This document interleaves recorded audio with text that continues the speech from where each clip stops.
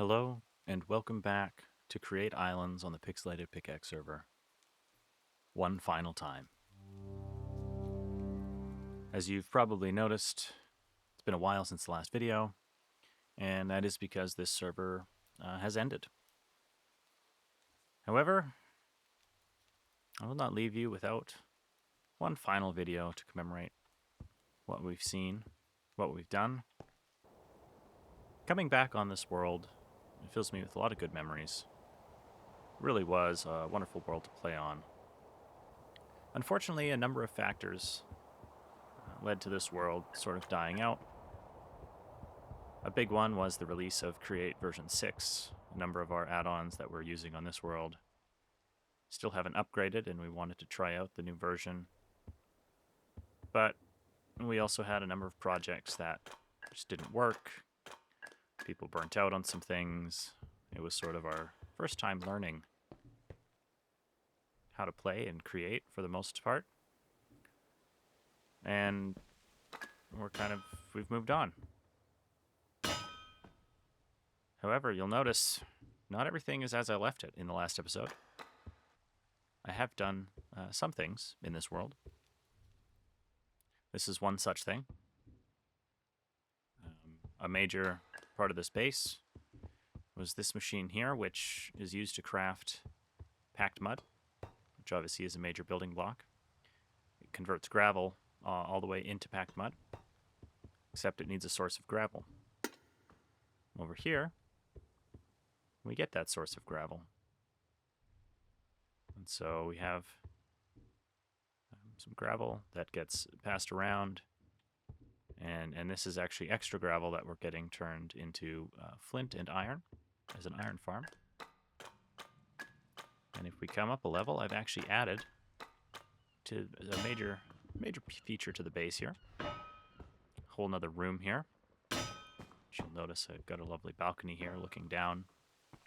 And this here is a cobblestone to gravel factory. We'll go into free cam here and come up and show you. Up here is a very simple cobblestone generator. And that cobble's getting sucked down and crushed into gravel with these crushing wheels. Some of it gets crushed down into sand because obviously sandstone is another major building block. And then the gravel ends up over here. Some of it goes down below to get turned into iron. And this smart observer, whenever it's getting a signal, and this signal is coming from this vault down here, you can see down around the back, there's a smart observer. Whenever we're running out of gravel, this will activate, and it will send some gravel down via this weighted ejector. So why don't we go see if we can get that to work here. Right now this vault has a lot of gravel in it, so I won't be able to get this to actually trigger as it would, but I can force it to trigger just by disabling the receiver there, and you can sort of see how gravel is sent down.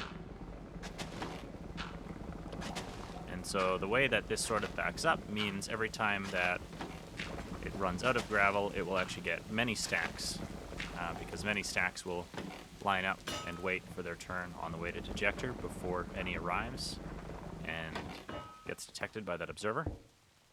I can just turn that back to receiver mode, and now that'll stop emptying out our gravel here. And with that, that basically is what I accomplished with this base. I did a little bit more building completion of various stairwells, numerous other things. I kind of built this path down so that there's an actual path into the base from the water now, without having to walk or fly up. And I really am quite happy with how everything turned out.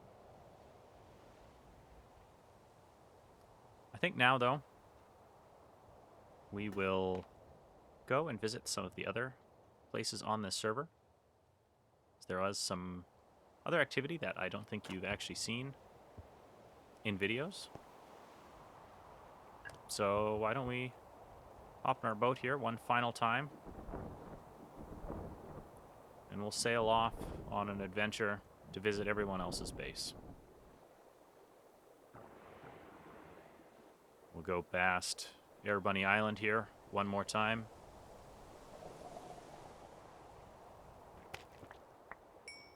Kill some fish.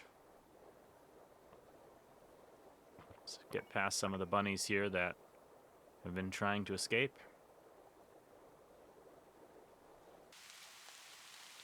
Here we are, approaching the Burko Islands. We've been here recently to see the enchantment system Brody has set up. Rather dreary approach here. Maybe we can sleep and get a better view.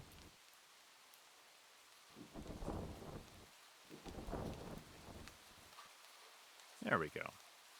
That's a little better. Nice rainbow. And everything else here. Obviously, we had our times in the ether, as well as in the nether. But the real star of the show are the factories he was building across the way here.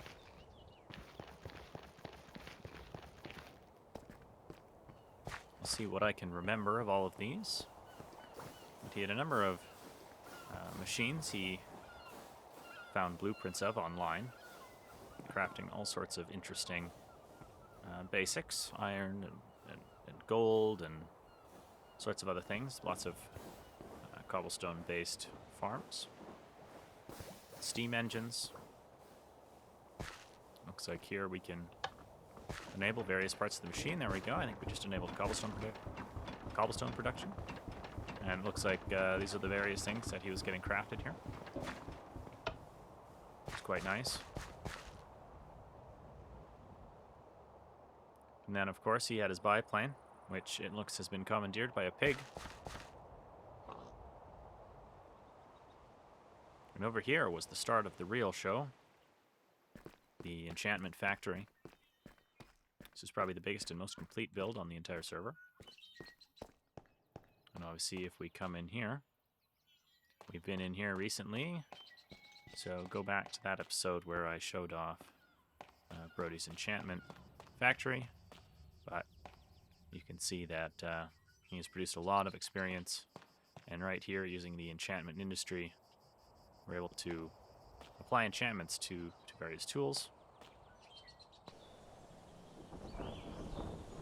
From here, we're going to sail off to the Ajax Empire, Nathan's Islands. We'll say goodbye to Burko Islands for one final time. Here we are at one of Nathan's islands. I think this is where he first started building a little cabin.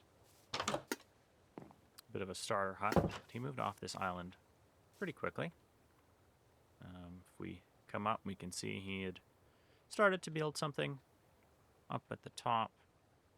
I think ultimately he decided that this island here was too short, too small. As we sail in here at sunset, we come up to another lovely dock. We get off. We can scale back to see some development on this island.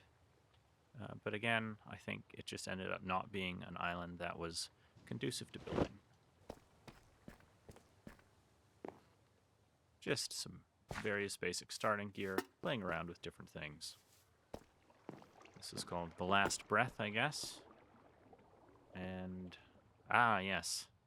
It was a place for him to fill up his back tanks with air, which makes a lot of sense. Why it's called The Last Breath. Oh, I suppose I missed this terraced farm over here. Sort of a fun idea. Yeah, still using sacks and various things. It's a very early game. But a nice little way to do a farm. Here we are, sailing up to Nathan's main base, where he spent the most time. You can see that his boat is even here. So this is a more sprawling island, many factories. Oh wow, interesting girder work.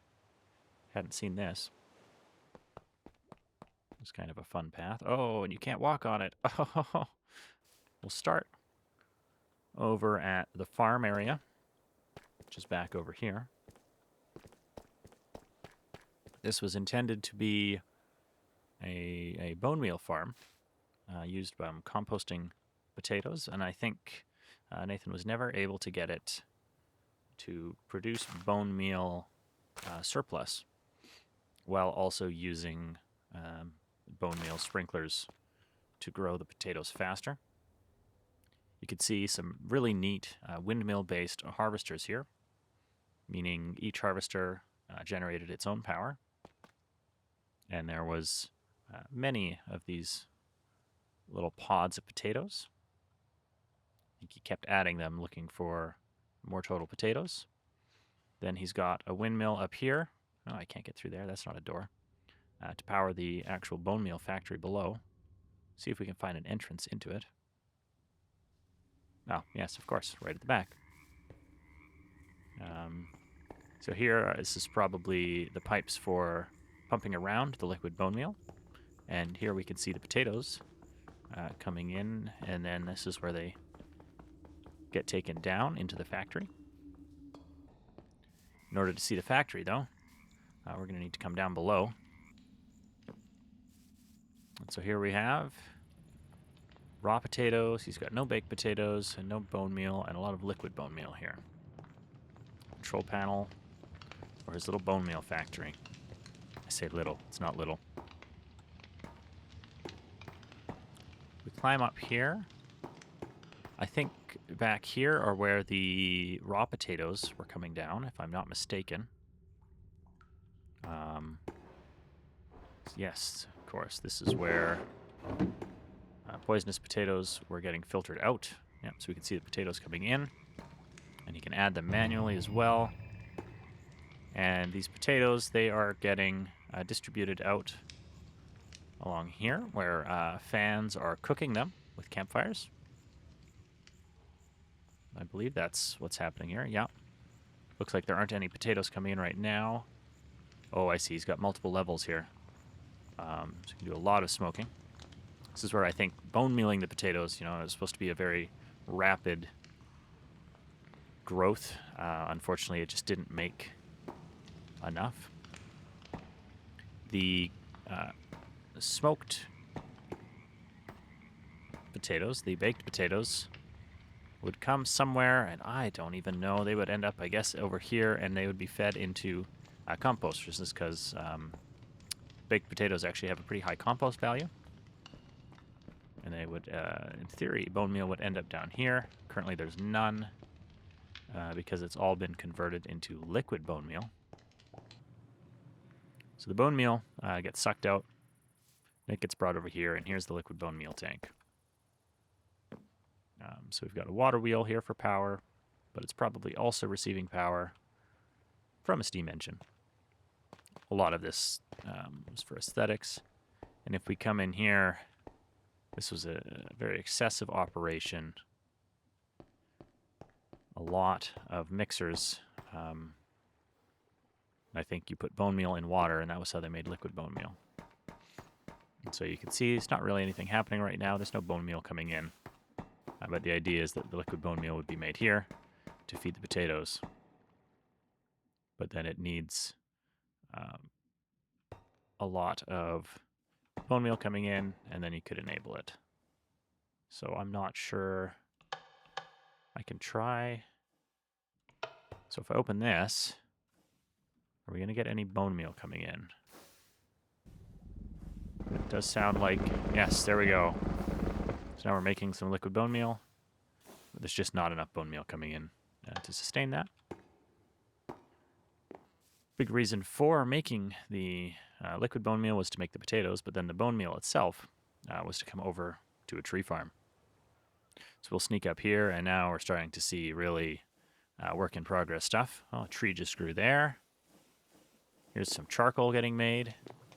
In here, it looks like the tree farm is actually working, so we will see if it'll come and cut down this tree here. We've got this neat moving gantry here, which plants trees, and then it also chops them down. So yes, it looks like we are going to get this chopped down. I'll see. It doesn't look like... Oh yeah, it is planting them. And they're also getting bone mealed. I think from below, so that they auto-grow. And that was what the bone meal was supposed to be for. Right now, I think most of them don't have bone meal. There was some controls over here, I believe. Looks like the trees have started to grow into it. Then they get broken. I don't know what this pig's doing. Somewhere from down in this factory, it got fed into the smoking pile. A lot of this, I think, is just purely visual. But we'll go into free cam mode and fly in here to see. I know I've died in here once before. So logs from the tree farm come in here, get distributed around to all of these various points, get smoked, get blown up, and turn into charcoal. So there we can see the wood coming up and getting turned into charcoal. But ultimately, that is basically what Nathan was working on.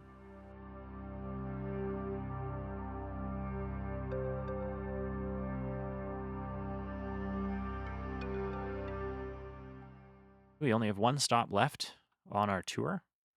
We're going to go see Blaze's base. But here we are, sailing up on Blaze's Island. And you can already see that it is actually quite a nice large island with some pretty advanced height terrain. And he's got quite a few things going on top of it. We'll see if we can sail around to his dock. Looks like we can dock right here.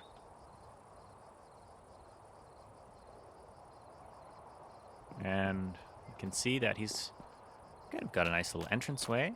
A couple of big boats here. It's sort of awkward to get to, but if we wrap out over here, he's got some sea farms. Similar to what I did. And this is kind of because finding a good place for farms is difficult up on these very vertical islands. We won't spend much time out here. Here we are, a beautiful sunset behind us. We can climb up into Blaze's base here. It's actually got some nice paths, some nice networks here. It's got a big windmill tower up at the top here and a nice staircase up to it. Let's do a little climbing up here. And we'll be able to look down across the entire island here. It's got a few crafting machines up here getting directly powered. And he's got this lovely tower. Of course, we can sort of skip a lot of the climbing here. We can get a view. So he's got a nice building here, a little building there. There's also some buildings inside the mountain that hopefully we'll be able to find. So let's just fly down. Yeah, I think there's an entrance right there. We'll go back down to that nice path that we saw. Here we are. We can wrap around. And I think we'll first go off this way. Oh, cool. He's got a little airship back here. And this is his little workshop.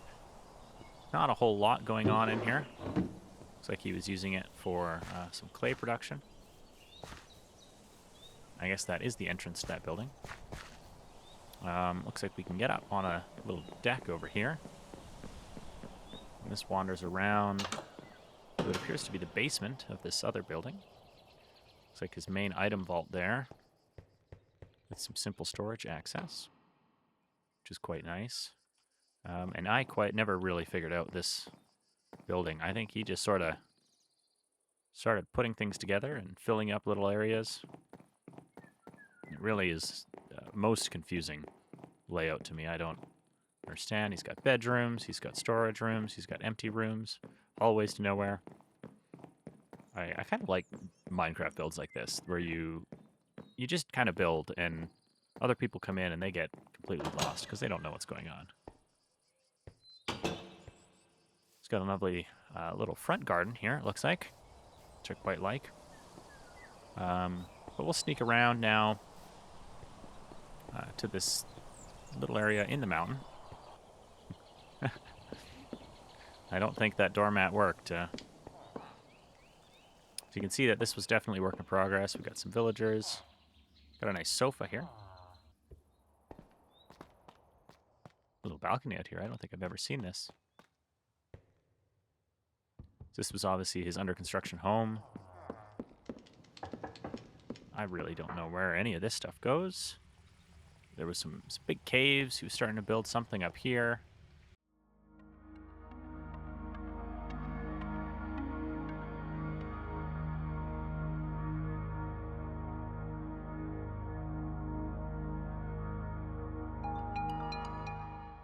Anyway, that sort of wraps up the server tour. We'll maybe boat back to my base. One final trip. I will miss this ether armor. Being able to float and even fly a little bit has been most exciting. Wow, look at the cherry petals coming off that tree. It's beautiful. I will miss this base. Really enjoyed having a style, having a sense of direction.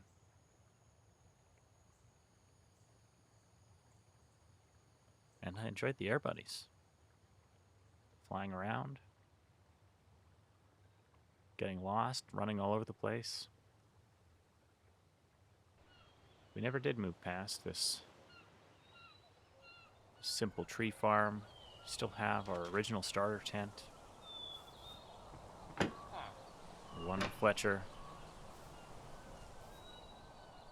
Our 10,000 eggs.